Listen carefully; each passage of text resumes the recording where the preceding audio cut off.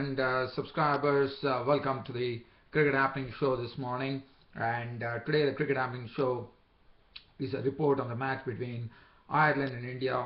Well, India, even though Ireland one thought that on a very good batting pitch, they played very well to score 260 runs.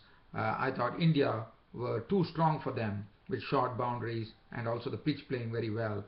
And the batsmen really made merry as far as the Ireland attack was concerned. Even though Ireland put up 260 on the board, in fact they made 259, well, India could actually usurp that total in the 37th over itself, as India won the match by 8 wickets. And while doing so, Mahendra Singh Dhoni, the Indian captain, has become the most successful Indian captain in World Cup, as what he did is that he equaled the record.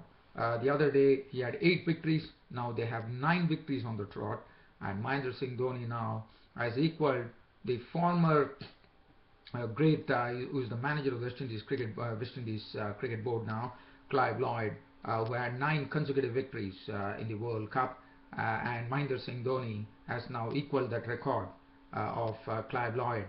Now the only record that stands now is an invincible record, one could say, and that stands in the name of Ricky Ponting of Australia, who had 24 wins, 24 consecutive wins, and that is absolutely amazing.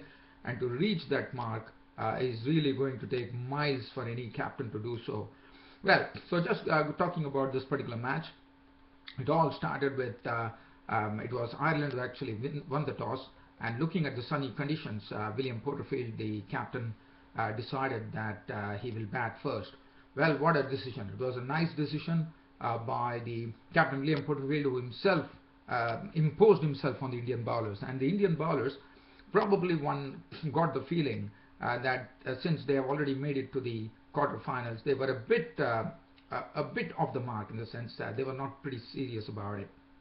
Because what happened was, this is the first time, and also probably this is the change of climes for India, because from, as you know, the previous 4 matches were all won in Australia by India, and this is the first time that they were playing a game in New Zealand at Seddon Park in Hamilton. And well, it really proved a bit tough time for them, and for the first time I thought the Indian pace bowlers were really tested, especially Umesh Yadav. I thought a bit straying down the leg side a bit. Mohammad Shami also could not really hit his straps, according to me, and Mohit Sharma also briefly bowled well, and all these 3 bowlers were really suffering. And what was good to see was that William Porterfield, the captain, and Peter Sterling were playing some very good strokes. In fact, they were taking advantage of the power play by banging sixes. Sterling hit a 6 of the bowling of Shami. Porterfield went on to deposit Umesh Yadav over the stands, and suddenly this partnership was really running away, and the Indian pace bowlers, for the first time in this World Cup, were really tested, and they were looking absolutely toothless. And what was good to see is that William Porterfield was playing some beautiful strokes, and especially more than Porterfield, I thought that Peter Sterling was playing some beautiful punches, and he was showing his real talent, as he was punching off the back foot well.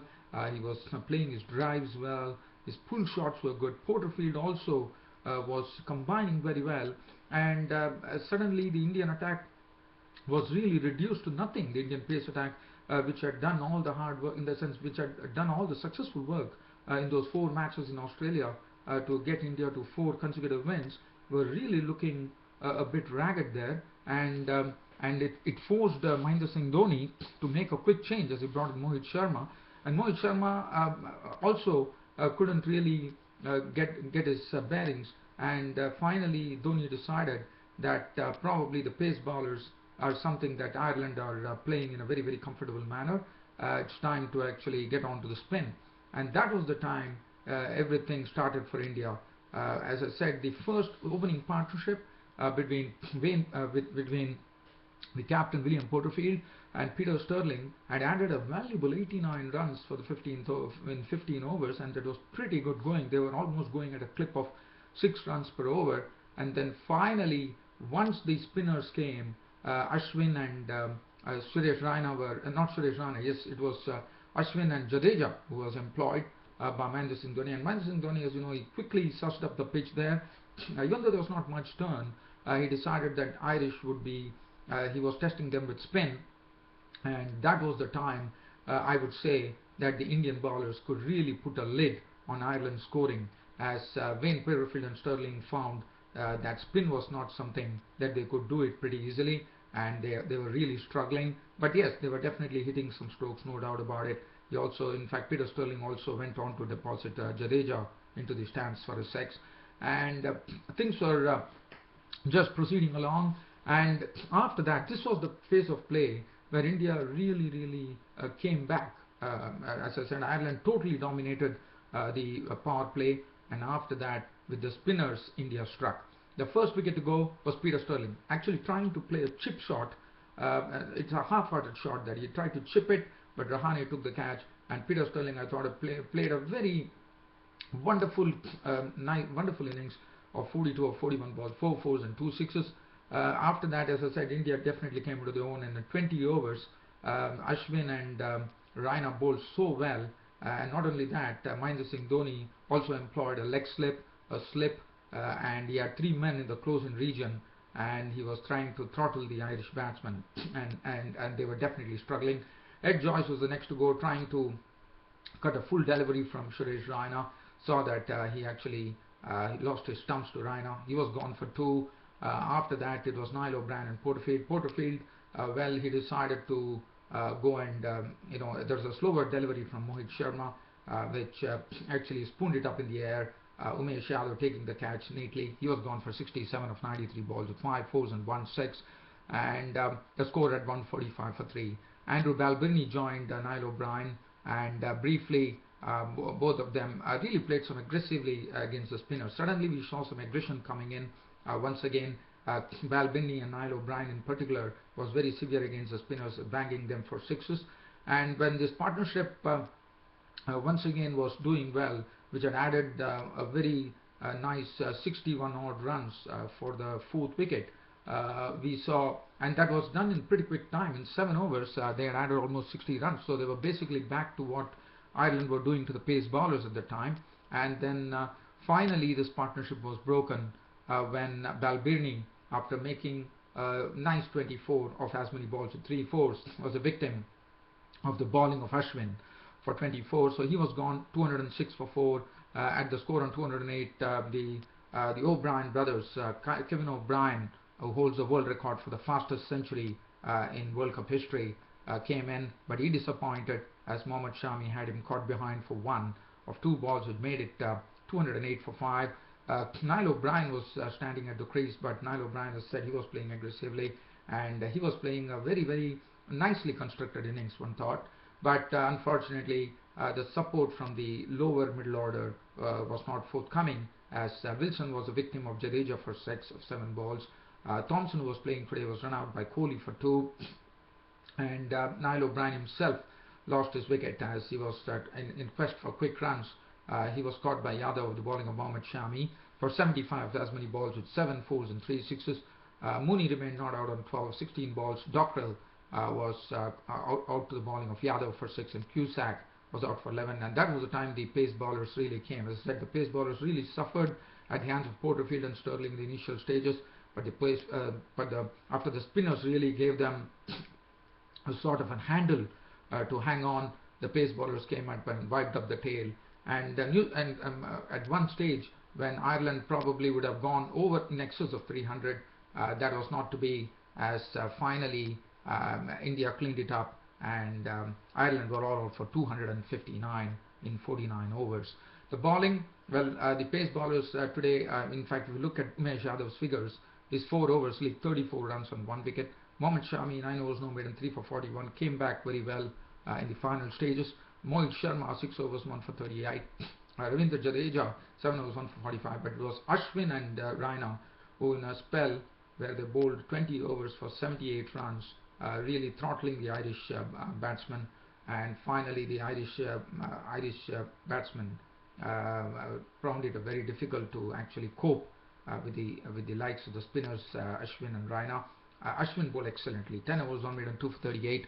Suresh Raina, 10 overs, 1 for 40, and Rohit Sharma also bowled 3 overs, no maiden, none for 21. Now, the chase of 259 was something which was probably expected that India would do it in a canter. Yes, they definitely did it in a canter, as India put on the best opening partnership in World Cups for India, when Rohit Sharma and Shikhar Dhawan really indulged themselves and played the bowlers in a very, very serene fashion. They had absolutely no qualms whatsoever. They were able to neatly caress the ball. They were able to play their strokes. As I said, it was sunny.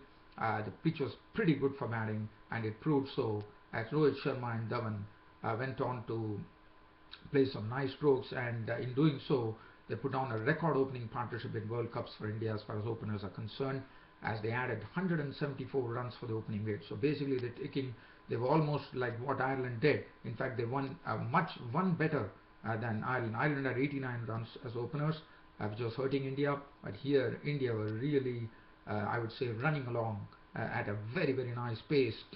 Sorry, as Rohit Sharma and Shikhar Dhawan indulged themselves in really playing the bowlers. The bowlers couldn't really get any bearing on the Indian batsmen, as the openers really played some very nice strokes. In fact, Dhawan was stroking the ball superbly, and Rohit Sharma was also doing the same.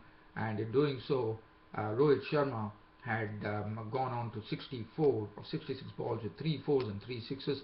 And finally, it was Thompson, who came into the team today playing his first match, picked up the wicket of Rohit Sharma as he clean bowled him for 64, and a relief for Ireland finally to have taken Rohit Sharma's wicket, and they broke the opening stand, which added 174 runs. The platform was set, nothing to worry for India.